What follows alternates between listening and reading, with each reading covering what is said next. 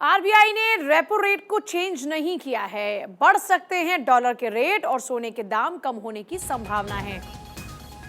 तो देखिए, ये जो सोने में इन्वेस्ट करना चाहते हैं, ये उनके लिए खुशखबरी है। आरबीआई ने रेपो रेट में कोई बदलाव नहीं किया है।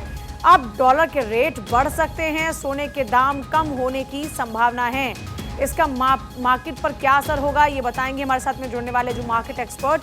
लेकिन इस बीच आपको बता दें, ये शेयर बाजार को लेकर आप जो इम्पैक्ट डालने वाली चीजें हैं, डॉलर के रेट बढ़ सकते हैं, सोने के दाम कम होने की संभावना है और साथ ही साथ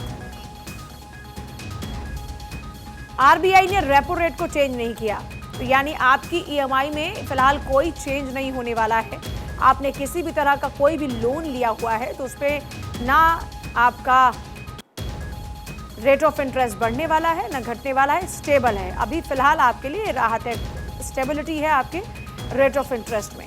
और इस भी जानकारी ये भी है कि डॉलर का रेट बढ़ सकता है, लेकिन सोने के दाम गिर सकते हैं, सोने के दाम कम होने की संभावना है।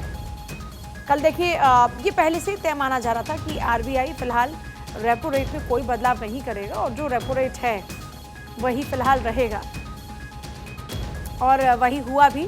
रेपो रेट में कोई बदलाव नहीं किया गया। आरबीआई ने रेपो रेट को चेंज नहीं किया, जिससे आम आदमी पे जो बढ़ने वाला बोझ था,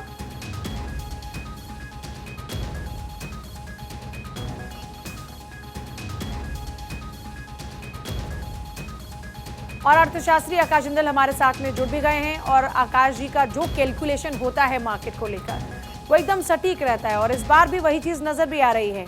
आकाश जी, किस तरह से देख रहे हैं? अभी कुछ पॉइंटर्स का हमने जिक्र किया, चाहे वो सोने की कीमत कम होने की बात हो या फिर रेपो रेट तो क्लियर हो चुका है कि स्टेबल रहेगा, लेकिन डॉलर के रेट बढ़ सकते हैं। क्या इंपैक्ट होगा इस सब का मार्केट पर?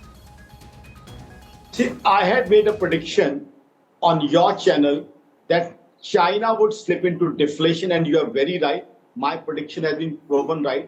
China has slipped into deflation. Now, China, which was the second biggest economy till now, still is second biggest economy. Now, the inflation for July is minus 0.3%. So, what does that tell? That clearly tells that India is the fastest growing economy, and under the leadership of our esteemed Prime Minister Narendra Modi Sahab, India, which is the fifth largest economy, which has become fifth largest economy under the guidance, visionary guidance of Narendra Modi Sahab, would definitely become third biggest economy in the coming 3 to 4 years. So this is being proven.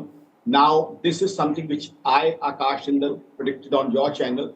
China would slip into deflation, and China has already slipped into deflation. Now, what does that mean? Deflation means that China, अगर इसको आसान शब्दों में समझना चाहें तो, आम भाषा में अगर इसको समझना चाहें तो आकाश जी?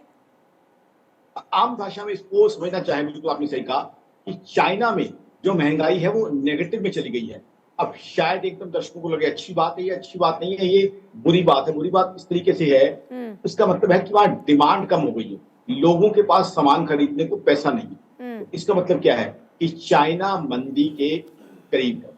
अब चाइना में पहले से ही डेट का इशू चल रहा था, चाइना में पहले से ही रियल एस्टेट का इशू चल रहा था।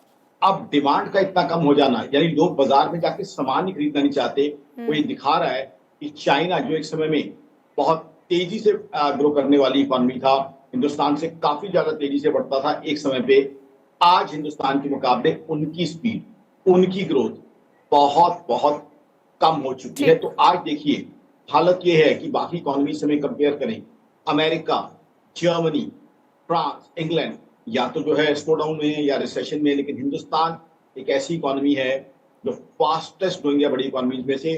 प्रधानमंत्री नरेंद्र मोदी साहब की गाइडेंस के अंदर इकोनॉमी बिल्कुल सही चल रही है। अभी आप प्रधानमंत्री साहब को दिखा रहे थे, थर्ड बिगेस्ट इकोनॉमी बनने की बात हो रही है, और मेरा ये मानना है कि थर्ड बिगेस्ट इकोनॉमी हम आने वाले 3 से 4 साल से बिल्कुल बनेंगे। जाहिर सी बात है, बहुत शुक्रिया। इस बात का जिक्र भी पीएम मोदी ने किया है कि हमारा जो थर्ड टेन्योर होगा उसमें हम अचीवमेंट हासिल करेंगे।